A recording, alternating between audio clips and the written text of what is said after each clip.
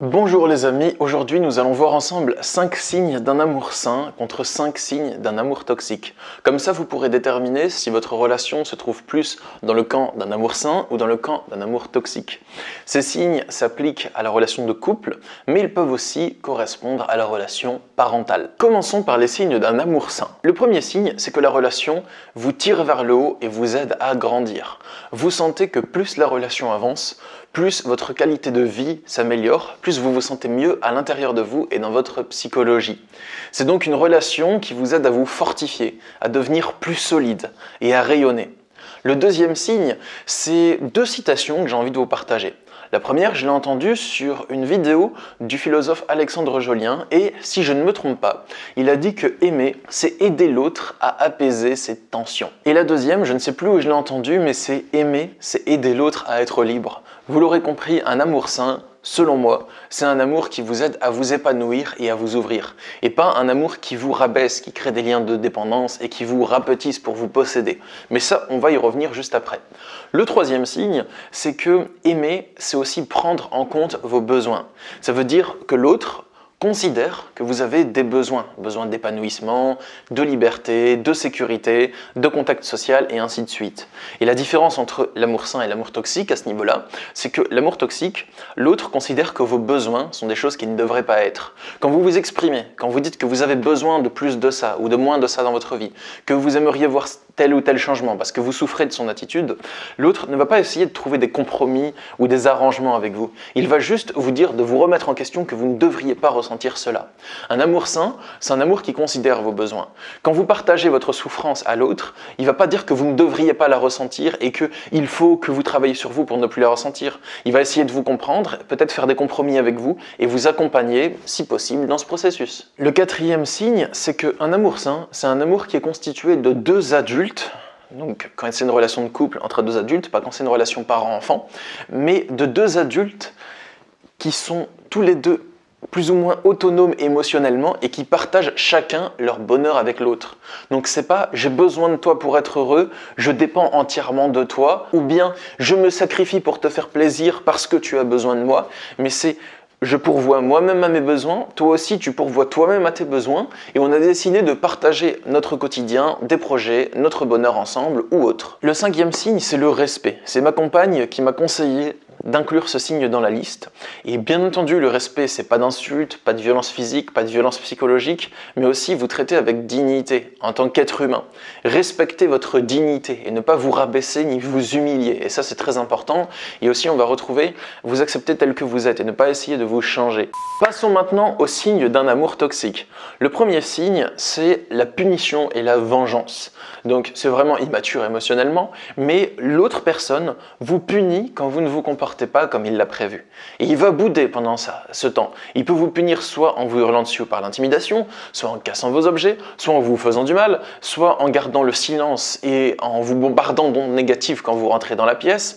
Et c'est pas juste quelqu'un qui est blessé par ce que vous avez fait et qui se sent mal et qui a besoin de temps pour s'en remettre. C'est vraiment l'autre qui veut vous le faire payer. Deuxièmement, vous vous sentez en insécurité dans la relation. On va retrouver surtout les schémas de « fuis-moi, je te suis ». Donc, dès que vous vous sentez bien dans la relation, que vous vous sentez comblé et dans la plénitude, que vous vous dites « Ah, enfin, je peux me reposer dans cette relation, ça a l'air stable », eh bien vous voyez que l'autre s'éloigne et que la relation s'affine.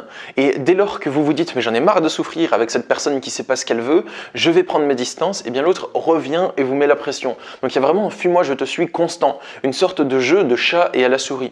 Et dans ce test, c'est vraiment à vos sentiments que je fais appel. Il y a certains signes que vous n'êtes peut-être pas sûr de les avoir remarqués, mais je vous invite à être attentif ou attentive à comment vous vous sentez pendant que je les énonce. Le troisième signe, c'est le désir de vous posséder. Ça ne veut pas dire construire une relation stable et avoir confiance, c'est vraiment de vous posséder et d'installer un rapport de dépendance. Parce que si vous êtes dépendante de quelqu'un ou dépendant de quelqu'un au niveau émotionnel, physique, financier, vous allez avoir plus de mal à quitter cette personne.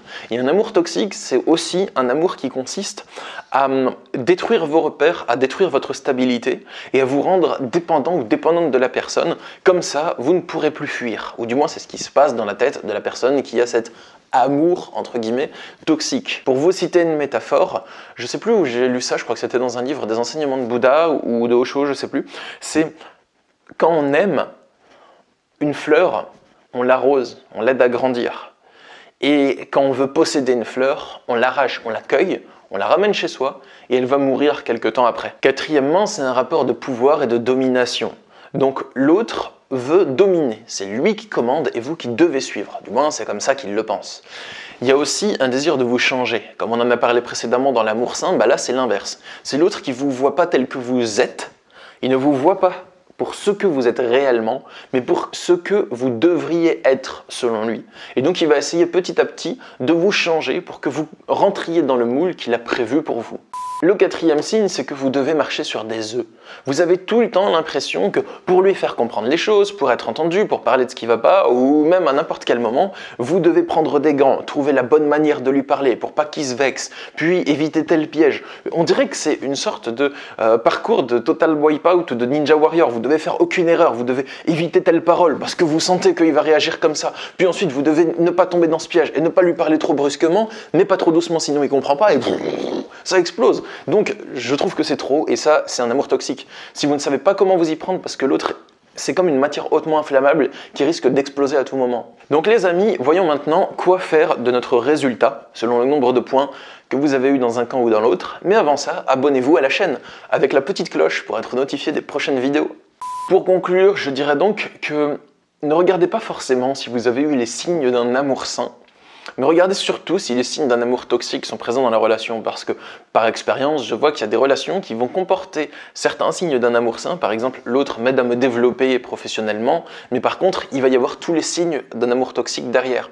Donc, pour savoir si c'est un amour toxique, il ne faut pas qu'il y ait les signes d'un amour sain, il faut surtout qu'il n'y ait pas les signes d'un amour toxique. Après, si vous vous reconnaissez dans la relation d'amour toxique, ou si vous reconnaissez votre relation là-dedans, et que vous vous demandez mais je dois faire quoi maintenant, je dois le quitter ou pas, je ne vais pas vous laisser comme ça, je vous invite à regarder les autres vidéos sur ma chaîne, j'ai fait plein de vidéos sur les relations toxiques, quoi faire, doit-on quitter, ce genre de choses.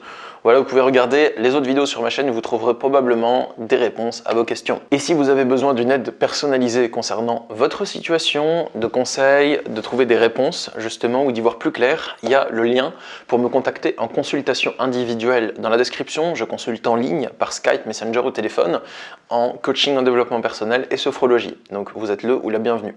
Moi je vous dis à bientôt pour de prochaines vidéos. Prenez soin de vous, je vous envoie plein d'énergie positive et au revoir.